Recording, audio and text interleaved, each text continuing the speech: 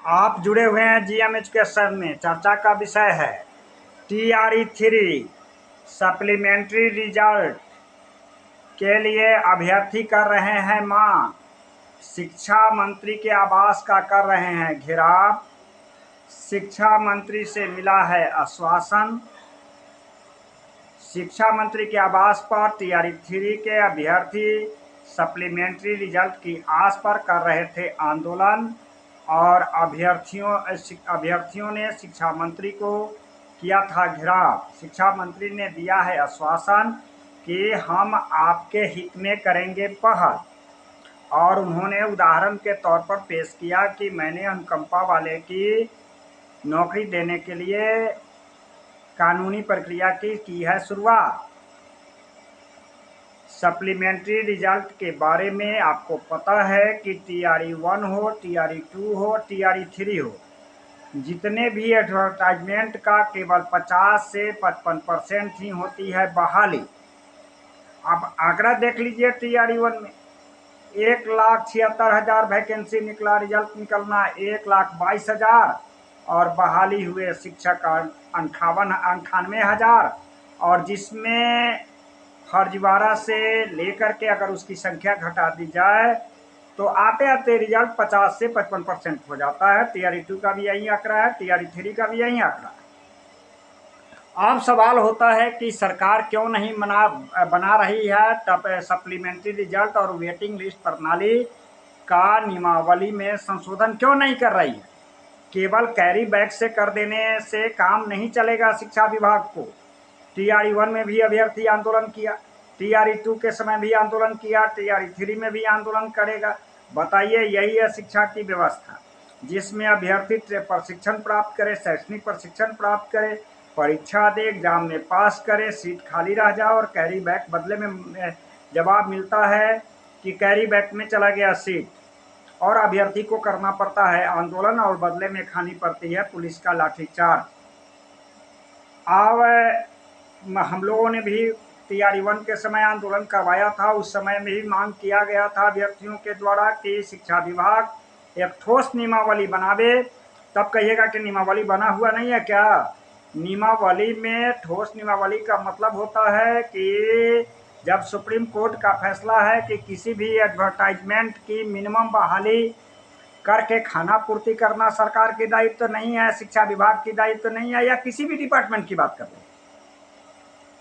Supreme court का यह फैसला है कि सरकार को यह पहल करना चाहिए किसी भी एडवर्टाइजमेंट की मैक्सिमम एडवर्टाइजमेंट की संख्या के मुताबिक बहाली हो। इसके लिए प्रिवेंशन मल्टीपल वैकेंसी की बात थी। फर्जीवाड़ा के अगेंस्ट में जो सीटें खाली होती है उसको पूरा करना है। मामला न्यायालय में भी चल रहा है, लेकिन TRE-3 के एडवर्टाइजमेंट को देख लीजिए कि यह निरंकुश शिक्षा विभाग एडवर्टाइजमेंट में कहा था कि हम नहीं निकालेंगे सप्लीमेंट्री रिजल्ट, और इसके आलोक में शिक्षा मंत्री पता चला है कि आयोग में भेज रहे हैं लेटर। इसमें फंसेगा कानूनी दाव पेच।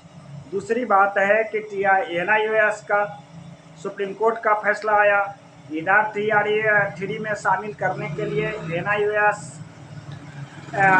जो सुप्रीम कोर्ट से फैसला में शामिल करने की बात आ रही है 162 पिटिशनर के साथ। इसमें बना है अवमानना का केस।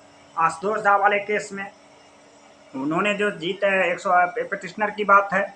अब TRE-3 के NIOS जो DLED अभ्यर्थी हैं उनको आयोग किस तरह से लेगी परीक्षा। सुप्रीम कोर्ट के फैसला के आलोक में जो 1 साल का 23 नवंबर 2023 से लेकर और 10 दिसंबर 2024 के बीच करीब 13 महीना में जो भी शिक्षक बहाली हुई है उसमें NIOS अभ्यर्थी को पात्रता के आधार पर वंचित नहीं किया जा सकता है, और रेगुलेटरी कंटिन्यूअस है।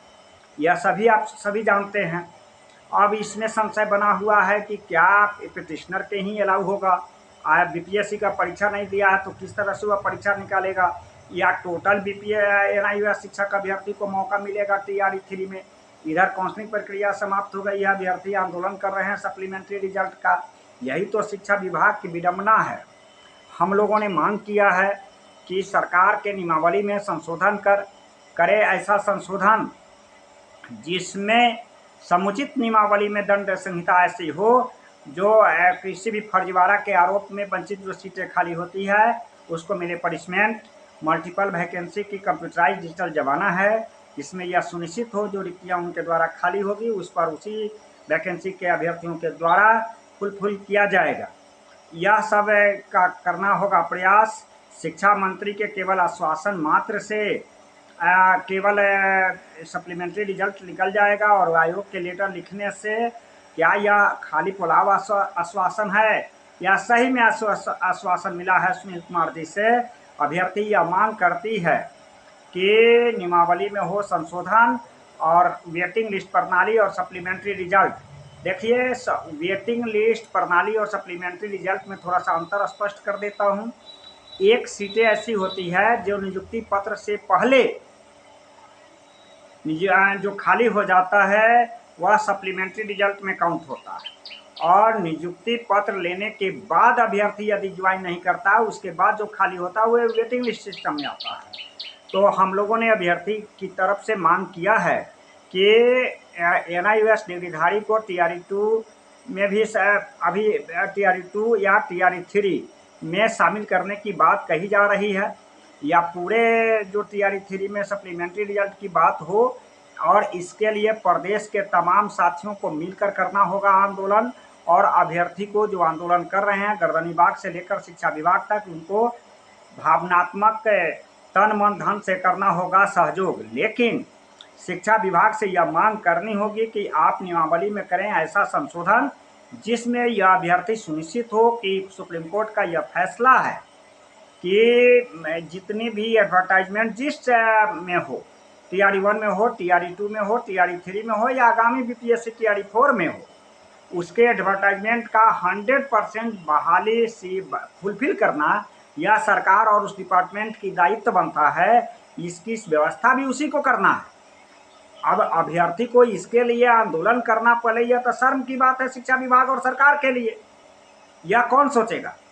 नियमावली में जाइए, बनवाइए सचिवालय। तो इसमें देखिए कि मैंने जिस समय आंदोलन हुआ था उसमें आपको वो कविता याद होगा कि यह नियमावली नहीं लाल पानी है, लगता है काला पानी है। और मैं उस नियमावली को काला कानून के रूप में संज्ञा दिया था, इसलिए दिया था कि और बदले में आप सचिवालय जाइए, ज्ञापन दीजिए। दर दर ज्ञापन भटकता है लोग। अभ्यर्थी भी आज भी ज्ञापन दिए हैं शिक्षा विभाग से लेकर के सचिवालय तक। अब इसमें एक अधिकतम उम्र के अभ्यर्थी की बातें आ रही है।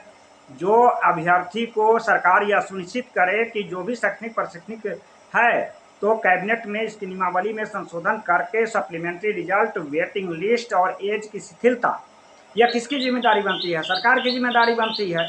आपकी कोहिनूर वाला घटना ले लीजिए। आप एक तरफ सीट में परीक्षा में कदाचार हो रहा है और इसके मानने के लिए आपकी व्यवस्था, आपकी सरकार या कहीं ना कहीं पार्टिसिपेट है इसमें, तो इससे किसका घाटा है? जो योग्य अभ्यर्थी है, जो बोर्ड पर होना चाहिए, वो अभी सड़क पर है। और जो अयोग्य अभ्यर्थी था TRE1 से लेकर के TRE3 तक, आपने 55% भी बहाली किया, उसमें प्योरिटी नहीं था। आप दूध का धोया हुआ शिक्षा विभाग की व्यवस्था नहीं है। इस क्रम में मैंने लिखा था कि सचिवालय जाकर देखो क्या कठिनाई होता है। इस तरह की समस्याओं से प्रदेश के तमाम अभ्यर्थियों को क्रॉस करना पड़ता है। यह सुनील कुमार जी शिक्षा मंत्री हैं, इससे पहले चंद्रशेखर जी थे, विजय कुमार चौधरी जी थे, और अशोक चौधरी से लेकर के कृष्णनंदन वर्मा तक को मैंने देखा हूँ। तो इस क्रम में बिहार के शिक्षा विभाग के डिपार्टमेंट हेड की यह दायित्व बनता है कि नियमावली में करे संशोधन और अधिकतम उम्र की सीमा को शिथिलता में बरतते हुए और वेटिंग लिस्ट और 100% रिजल्ट का प्रकाशन कैसे हो यह सुनिश्चित करना सरकार की दायित्व है। और तब तक यह आंदोलन जारी रखना चाहिए जब तक कि यह मांगे पूरी नहीं हो जाता हो। आप जुड़े हुए हैं GM एजुकेशन में। धन्यवाद। मेरा संपर्क सूत्र है 93 048 57 942।